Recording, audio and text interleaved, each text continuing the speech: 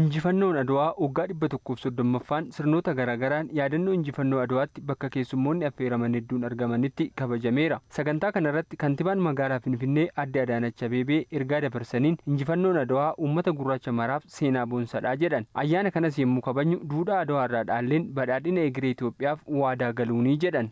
ዛሬ የምናከብረው የአድዋ ድል ከኢትዮጵያ አልፎ የመላው ጥቁር ሕዝቦች ኩራት Injifannoon Adwaa har'a kabajnu Itoophiyaa irra darbee uummata gurraachota hundaaf seenaa boonsaadha. Mallattoo tokkummaa fi bilisummaa kan ta'e seenaa gootummaa guddaadha. Ayyaana kana yommuu kabajnu seenaa gootummaa darbirraa barachuun badhaadhina biyyaa boruutiif waadaa galuudhaan injifannoon Adwaa wanti barsiise guddaan nuti Itoophiyaanonni dhimmoota keessoo adda addaa irratti garaagarummaa ilaalchaa hedduu qabaannullee birmadummaa biyyaaf kabaja biyyaa irratti osoo wal hin qoodin waliin dhaabbachuu akka qabnuudha. Dhaloonni har'aas biyya isaa aggaammii kamirraa eegaa badhaadhina ishee mirkaneessuuf hojjechuu akka qaban aman.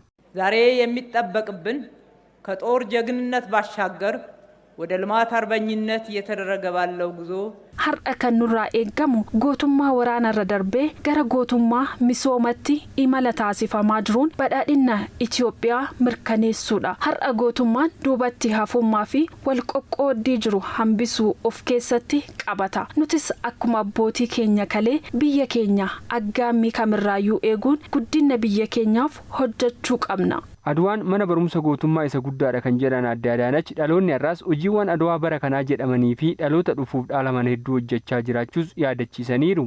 አድዋ ትልቅ የአርበኝነት ትምህርት ቤት ነው።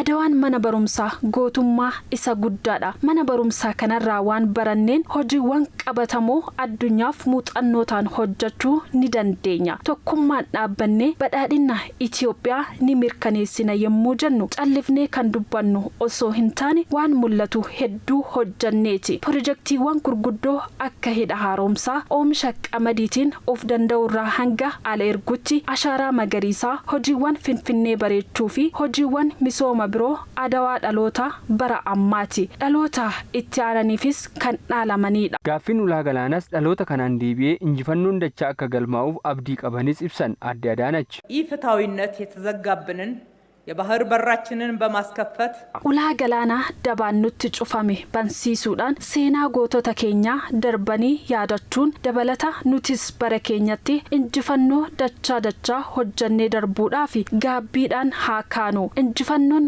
Adwaa umrii guutuu yaadatamaa ni jiraata.